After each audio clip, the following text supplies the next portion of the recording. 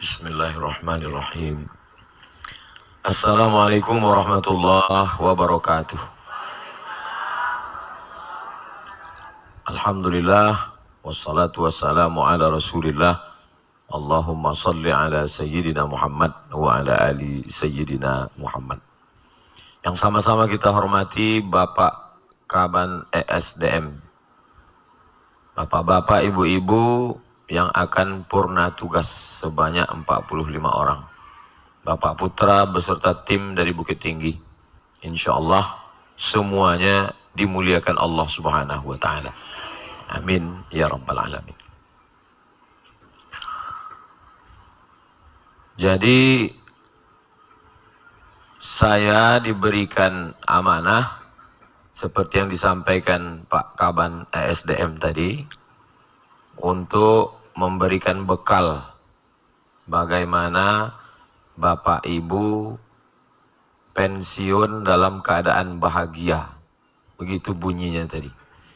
Jadi di antara ceramah yang paling bare, ikonan yang paling bare. Ba'a membuat pensiun bahagia. Ceramah yang paling bare kedua, ceramah di muko anak TK. Nah, itu pun barek jo.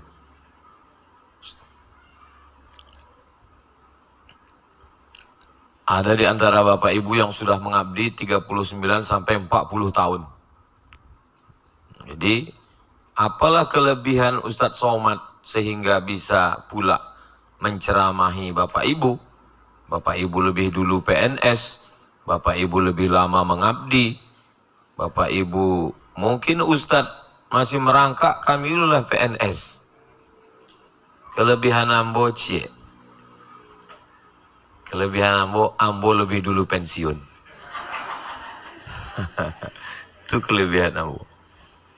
Jadi kalau ada nanti pemateri mengatakan kita harus semangat, setelah pensiun kita tetap bermakna, tanyonya ala pensiun apa alun?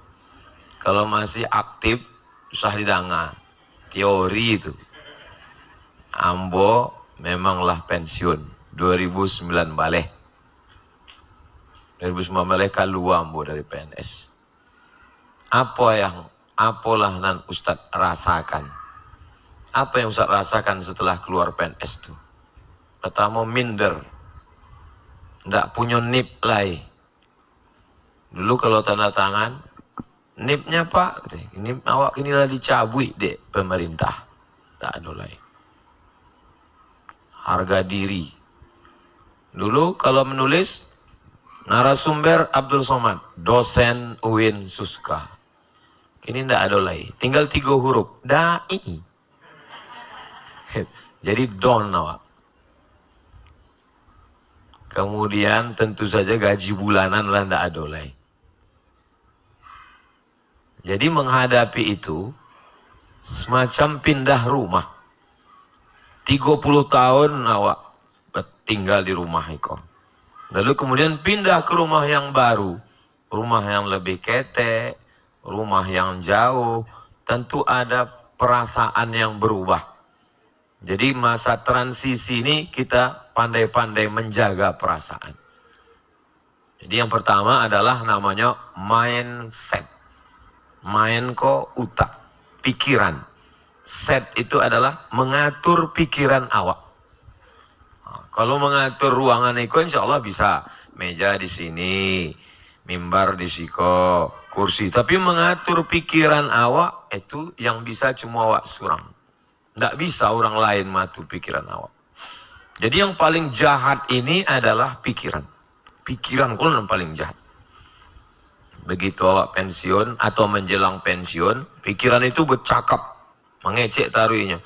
Beko kalau waang pensiun, waang tidak dihormati orang lain, waang tidak ada status, waang dulu biasa dibukakan pintu, kini membuka pintu surang. Waang biasa punya supir, kini menyupir surang. Terus, ya tidak berhenti pikiran ini. Cakap terus. Kalau tangan, bisa awak stop. Tangan ini kayak kok, bisa awak stop. Mata pun bisa aja. Mata bisa awak stop, awak pejamkan. Kaki pun bisa, tapi pikiran tidak bisa. Itu makanya banyak orang yang mengalami stres sebab pikiran itu. Sampai jam 2 malam ndak lalu sebab pikiran. Akhirnya pergi ke jalan Ahmad Yani menjumpai psikiater. Diagihnya ube, dimakan ube kok lalu. Baru agak tenang. Kalau hidup cuman, kenapa orang yang makan obat itu tenang? Karena pikirannya berhenti. Kalau pikiran berhenti, kita tenang, kita tak stres. Itu maka orang gila tenang. Sebab pikirannya enggak karajo. Off. Nah, apakah mesti gila dulu awak baru tenang? Kan tidak. Jadi bagaimana? Makanya banyak di kota-kota besar menghadapi orang yang pikirannya tak berhenti, diajak untuk namanya meditasi. Pejamkan mata, hirup aromat, dibakarnya daun-daun kayu, gaharu, hirup aromaterapi, dengarkan suara gemericik air terjun, dengarkan suara kicauan burung. Ini sebenarnya ingin mengalihkan pikiran dari memikirkan yang tadi kepada pikiran yang baru. Dengarkan gemericik air, dengarkan kicauan burung, tarik nafas, fokus pada nafas, tarik, tarik, tahan. Lama mana tahan, keluar dari bawah. Jadi sebenarnya orang meditasi itu adalah ingin mengalihkan pikiran dari pikiran yang tadi. Beko kalau pensiun ba'a, beko kalau pensiun orang tidak hormat lagi, beko kalau pensiun tidak pakai seragam lagi, beko pensiun tidak masuk kantor lagi, beko pensiun. Itu semua adalah kerjaan otak, pikiran. Jadi bagaimana kita melawan itu? Barulah hamba paham. Ustadz selalu berceramah, dengan banyak berzikir maka hati menjadi tenang. Ala bizikrillah tatmainnul qulub. Dengan banyak berzikir hati menjadi. Dengan orang berzikir maka otaknya berhenti. Subhanallah wa bihamdihi subhanallahil azim, subhanallah bihamdihi subhanallahil azim, subhanallah bihamdihi subhanallahil azim. Astaghfirullahalazim, astaghfirullahalazim, astaghfirullahalazim. Allahumma salli ala sayyidina Muhammad wa ala ali sayyidina Muhammad. La ilaha illallah, la ilaha illallah, la ilaha illallah. Orang yang berzikir pikirannya berhenti. Jadi kalau ada orang mengatakan, marilah kita fokus, kosongkan pikiran kita. Nggak bisa. Kalau kosong berarti nggak berutak. Hah? Nggak ada utak, makan utak-utak. Nggak bisa mengosongkan pikiran. Yang bisa itu adalah mengalihkan pikiran dari yang negatif kepada itu yang awak buat beko. Karena kita tadi baru saja beralih dari aktif PNS kepada menjelang berhenti, maka emosi kita terganggu, masa transisi pindah ke tempat yang baru dengan pikiran yang baru, maka perasaan kita sensitif. Pas wajah orang alun mengecek awal curiga bahwanya akan bertanya, akarajo kini? Di mana kini? Padahal ini tidak akan bertanya itu, tapi awal lah trauma, awal lah curiga duluan. Payah awak ke pasar, lalu kemudian awak pilih-pilih barang kok. Awak lah karena lama jos penjual kok. Maaf ya bu, sekarang harganya naik. Langsung awak tersinggung, mentang-mentang boleh pensiun kok. Angku-sangku ndak ada piti yang boleh. Payah wak wirid yasin. Biasa kawan kau ramah. Maka baik ibu. Kini ani Allah masya Allah. Di awak le pensiun ndak ramah lagi kawak. Jadi kita jadi orang yang tersinggung, sensitif. Sebab apa? Sebab itu tadi. Dan itu terekam dalam pikiran. Sado orang yang awak temui. Pai ke pasar. Terekamnya di kepala, basuaju orang di jalan, terekam di kepala, pengajian sore, terekam di kepala, datang tamu, terekam di kepala, akan lalok malam, tak ulang nyoba putar lagi. Itulah maka sampai jam 2 malam tak lalok-lalok. Berputar rekaman itu balik. Nah, maka ada buku nan diagi ya, itu nanti buku zikir.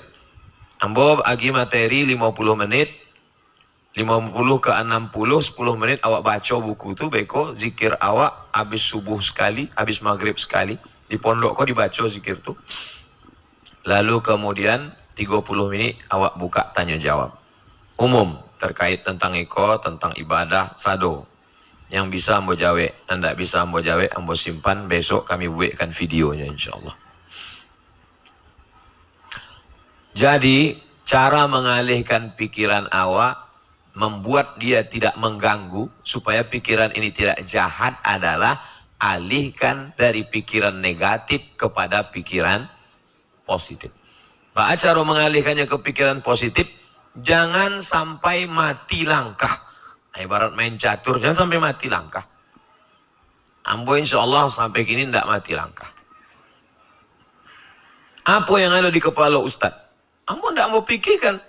Saya pikirkan itu omongan orang, komen orang, tidak. Dan ambo pikirkan, supaya anak-anak TK kok hafal juz amma sebelum tamat TK, anak SD, anak SMP, yang tadi itu anak SMP tahfiz, setahunnya 25 orang, kinilah ada 75 gratis. Supaya anak kau bisa. Jadi mengalihkan dari pikiran yang negatif ke positif. Di situ ada tanah kosong yang kini dibangun asrama. Tanah yang kosong itu ada di dalam pikiran Amba, tapi belum mampu membuat dia, belum ada tanah waktu kosong. Nanti waktu kosong hari Selasa, hari Rabu, hari Kamis Ambo di rumah. Selasa, Rabu, Kamis di rumah. Ambo akan tanam jagung, tanam terong, tanam pisang, tanam ubi, ternak lele. Ambo WA orang rumah semalam. Beko kalau awak situ tanam pisang, tanam ubi, tanam lele, beko awak goreng lele, awak makan basamo situ, dibalasnya so sweet katanya. Jadi jangan sampai mati langkah tidak tahu kan dibuat. Pagi lalu, siang lalu, malam lalu. Kecik malaikat maut, iko lu nak bercabut, iko lah mati duluan. Itu. Ambo tidak pernah mati langkah. Sebelum Ambo keluar, saya keluar hari Jumat, hari Sabtu, hari Ahad, hari Senin. Hari Selasa, hari Rabu, hari Kamis, Ambo di situ. Kalau ada tamu, Ambo basuh tamu. Tidak ada tamu, Ambo banyak kegiatan lain. Tidak pernah mati langkah. Rupanya orang rumah pun bantu itu juga. Datang sebelum ke Madura, keceknya capek awak pulang. Kalau bisa sebelum jam 8 pagi awak pulang. Habis subuh kami keluar. Sebelum jam 8 kita pulang. Bertanya, mana capek? Ambo ada mambuek cendol tadi yang bawa jual ke anak-anak. Rupanya nyo pun tak, dia mati langkahnya. Ada tu ustazah berjual buka kantin. Nyo dibuatnya di rumah, dimasukkannya. Waktu rapat di situ, ustazah yang sudah menikah boleh menggaleh keceknya. Rupanya nyo buat juga galehnya.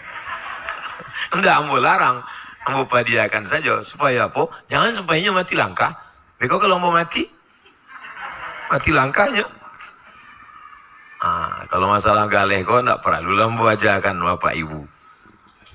Memang orang awak manggaleh. Maka orang awak tidak adonan bisa main sepak bola. Tidak ada orang awak yang hebat bisa main bola. Sebab kalau nampaknya orang rame, nya tidak fokus lah main bola. Nampaknya galeh awak lah kecil. Itu. Jadi insya Allah, apalagi ini ada galeh online segala macam. Jadi kegiatan yang positif itu bisa dibagi dalam beberapa. Alihkan pikiran kepada yang positif pada 3. Yang pertama, yang bersifat sosial. Bersifat sosial apalagi Bu, bisa mengajar. Mengajar anak-anak sesuai dengan bidangnya masing-masing. Mengajar ibu-ibu. Sore-sore ada wirid yasin. Selama ini kita cuman wirid yasin ya Bu ya. Iya, sekarang kita ada kegiatan yang baru. Ini bagaimana cara membuat kuliner. Bagaimana cara menjahit, bagaimana tata boga, bagaimana. Jadi awak ada kegiatan positif yang bermanfaat buat orang. Ketika kita berbuat baik buat orang, orang mendoakan kita, datang ketenangan. Yang sifatnya positif. Jadi almarhumah Ama Ambo, umurnya meninggal 71 tahun. Untuk yang sosial kau tidak pernah kosong. Jadi Ambo asal pulang ceramah, makan, minum, hanya pun cari tol. Iko tetangga di belakang rumah awak Iko, cucunya 3, anak yatim, buto, lalu membayar sewa rumah lagi. Itu patang ambo pai, ada pulau yang jadi pembantu di Jalan Sukakarya kok. Kerajonnya di Jalan Nangka, jalan kaki pagi sore. Ambo patang ke sekolah, banyak anak sekolah tuh yang celananya, tasnya, bajunya kuyak sobek. Ambo tinggal menulis aja tuh, udah tahu. Beko, barasa doanya mah. Nyo selalu berpikir, berjalan, menengok kesusahan orang. Iko ndak ada sepedanya, iko sewa rumahnya, iko sekolahnya. Jadi ternyata membuat kegiatan positif iko sehingga pikiran awak tidak terlalu fokus berpikir yang negatif-negatif tadi. Kalau ndak diarahkan pikiran awak ke positif iko, pulang ke rumah, kesibukan ndak ada, biasa di kantor, iko indak lagi, tidak ada pekerjaan, keaktifan, akhirnya menonton TV yang ditengok sinetron pula. Sinetron iko, jantung awak lah ndak kue, jantung ndak kue mencari, baik mati. Ya kalau mati, kalau setengah mati, nah itu. Jadi yang pertama sosial. Adapun yang bersifat produktif yang menghasilkan, oh ibu-ibu sangat bisa jualan. Tapi saya tak punya toko Pak Ustadz. Sekarang online. Produknya Pak Ustadz saya sudah ada. Tapi menjualnya Pak Ustadz di mana? Apa guna kenal Ustadz Somad yang ada Instagram yang 7 juta itu? Beko ambo iklankan. Masalah bara persennya, beko kita bahas. Saudaraku di mana berada, Anda sampai hari ini masih minum teh manis pakai gula, ketahuilah. Gula itu adalah white poison, racun putih, makanan kanker. Anda ingin membunuh kanker, jangan minum gula. Beralihlah ke gula merah. Dapatkan pensiunan PNS Bukit Tinggi. Hubungi nomor kontak berikut. Halalan Toyiba, Jamaah Ustadz Somad. Jadi jual online segala macam. Berkumpul bersama orang-orang yang positif. Kalau ada kawan yang menjatuhkan kita, huwal awalu wal akhiru. Iko nang pertama nang terakhir jujuk doang. Sesudah iko ndak leh. Jangan duduk dengan orang yang menjatuhkan mental kita. Mau biasa li 3 menit, 4 menit pertama tuh kita lah tahu kok kan menjatuhkan awak. Untuk apa profesor doktor buka pondok pesantren dalam hutan rimba panjang? Kalau ada orang menjatuhkan kita, jangan diam. Sebab kalau awak diam, mental awak terpukul, tidak terbalas, beko awak akan membalaskannya ke awak surang. Akhirnya dia nendang ke dalam. Maka kalau ada orang menjatuhkan ambo balas langsung. Untuk apa Ustadz Profesor S1, S2, S3 cuman di rumah pondok pesantren? Aku nih kalau mau aku bisa jadi dosen di Brunei, aku bisa jadi dosen di Malaysia. Aku mau pesan emakku berdakwah di kampung halaman. Kalau aku mengajar dosen di Malaysia, rumah, kampus, siapa yang berdakwah ke suku pedalaman? Siapa yang membuka sekolah untuk yatim, fakir, miskin, duafa gratis? Siapa yang mengendorse masjid, surau, langgar, musola? Kalau mau, di mana aku bisa? Kalau ada orang menjatuhkan kita, balas. Kalau tak kita balas, nanti dia menangis surang di rumah. Akan hadiahnya balaskan. Jadi siapkan senjata. Aduh, ibu sekarang udah pensiun nih, nggak ada uang lah ya.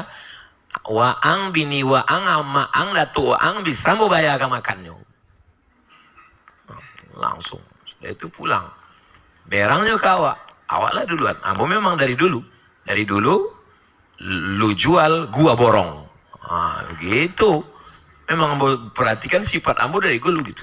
Jadi waktu sekolah dulu di Medan, ambo kan orangnya ndak ada cewek, ndak suka pacaran. Datanglah kawan kau. Mat, kau tengok nggak ada selera sama cewek. Jangan-jangan homo kau. Dia amboan yang bilang. Kebetulan adiknya ada di situ.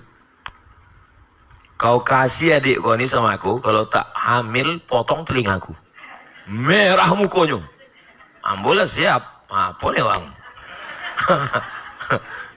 Jangan sampai awak mati langkah.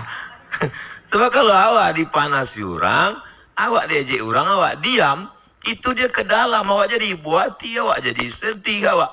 Kalaupun awak berang jo, beko berangnya ke rumah. Kalau bapak gitu di pasar, di lapau, nggak dibalekkan di situ, ke rumah, berang ke bini. Bininya pula nggak berani melawan. Kalau melawan, udah kok kambo berani ke kawan terindah. Jadi semangat awak tuh tetap bangkit. Awak jangan down. Jadi beda kalau ngaji sama ustaz somai. Kalau mau sama ustaz lain mungkin apapun kata orang kita sabar. Diajak orang kita sabar. Itu bukan sabar, itu bonga. Kalau mau lawan. Lawan. Ama ambo orangnya luar biasa. Aku nih nampaknya masih lama lagi mati katanya. Kenapa gitu masih sur aja melawan katanya. itu. Nanti kalau kau tengok aku udah diam macam ayam sakit, itu udah mati aku tuh katanya. Luar biasa. Jadi ama ambo kan tak ada sakitnya, sehat walafiat. Itulah darahnya sudah turun ke ambo kok. Jadi kalau ibu bapak menengok, kenapa Ustaz Somad? Amaknya bantu itu. Al-Madrasatul Ula. Lalu kemudian jangan sampai sendiri. Karena setan berpotensi untuk mengganggu orang dan surang. Makanya dari pagi itu awak dengan orang. Salat subuh ke Mas Haji. Basua orang. Assalamualaikum. Waalaikumsalam. Mbak Akaba. Sampai ke masjid. Sampai lo bual-bual bercerita. Salat tahiyatul masjid. Salat qobliyah. Habis salat subuh ada pula pengajian. Lalu kemudian syukur-syukur pas rapat. Ini Pak kami kalau bisa Bapak lah kami angkat jadi ketua masjid. Saya sebetulnya udah pensiun ini mau istirahat. Tapi kalau memang begitu keinginan masyarakat, apa boleh buat? Nah, itu. Tapi tidak kita menjadikan itu sebagai tempat pelarian. Karena banyak juga orang setelah pensiun, dianggapnya itu sebagai tempat dia bergantung. Maka banyak yang setelah pensiun ingin jadi ketua masjid, ingin jadi ketua ormas, ingin jadi ketua basnas, ingin jadi ketua ini, ingin jadi ketua MUI, ingin jadi ketua ini. Dan ketika diganti, merajuk, tidak ke masjid lagi. Mana bapak patangan sekesiko? Patang waktu ambo pertama ke masjid jiko, mas haji ko inyo ngundang ambo. Sesudahnya tidak terpilih tidak ke masjid lagi Ustaz. Mulah karena PPS post power syndrome Pak Ustaz. Ke masjid itu adalah kewajiban seorang muslim. Bahwa terpilih menjadi pengurus masjid, ibu pun juga begitu. Menjadi ketua perwiritan, mengatur jadwal pengajian, Jumat sore pertama siapa, Jumat sore kedua siapa, Jumat pertama akidah, Jumat ketiga fikih, Jumat keempat 3 akhlak, Jumat keempat tahsin, guru tahsinnya siapa. Jadi kita selalu diarahkan untuk yang bersifat positif-positif. Ke masjid tidak, pengajian tidak, program sosial tidak, program keilmuan tidak. Lalu apa yang dilakukan di rumah? Nonton sinetron, menjaga cucu. Nenek tidak dibekali alat untuk membesarkan cucu. Karena manusia hanya dibekali alat untuk membesarkan anak. Makanya kebanyakan cucu yang dibesarkan nenek menjadi cucu yang nakal. Kenapa? Karena memang nenek tidak dikasih alat oleh Allah Ta'ala untuk membesarkan cucu. Saya kalau jamaah itu anak-anak muda, saya sampaikan. Kalian dulu, emak kalian, ayah kalian, tak sholat, tak ke masjid, tak mengaji gara-gara kalian. Sekarang emak ayah kalian tidak ke masjid gara-gara anak kalian. Kapan lagi kalian membahagiakan orang tua? Ambo, adik ambo tidak pernah menitipkan anak kami ke amak kami. Amak silakan pergi pengajian, silakan kemana? Anak kami yang mengurus. Begitu dulu. Jadi kalau ibu berat untuk menyampaikan ini ke anak, bapak berat menyampaikan ini ke anak-anak bapak, tinggal potongkan saja video, kau kirimkan ke orang. Biarnya berangnya ke ambo. Ambo kalau memang biasa di berang orang. Mak, ambo kok apa acara kok? Tolong jago anak ambo, Pak. Tolong hantar ambo anak ambo ke sekolah. Tidak ada nenek dan datuk yang menolak karena mereka orang yang sangat sayang pada cucu. Tapi anak itu menjadi durhaka dan cucu itu menjadi orang yang tak betul. Penyakit cucu yang dibesarkan nenek, nama penyakitnya tak pandai mengikat tali sepatu. Kenapa begitu? Karena nenek sangat sayang sama cucu. Baru digigit kayaknya kan? Lah dike kan. Tak pandai menyuap nasi. Itu maka banyak cucu yang kurang ajar, yang tak terdidik karena dibesarkan oleh nenek yang amat sangat penyayang. Jadi, kapan lagi saya berbuat baik Pak Ustadz? Kasih nasihat ke anak-anak, membesarkan anak itu begini. Tolong-tolong sikit boleh. Ya, bukan berarti sesudah ini enggak mau sama sekali megang cucu. Mak, ambo ke dapur sebentar pegang, kacek Ustadz Somad, enggak. Enggak, yo. Tidak kaku seperti itu. Nah itu.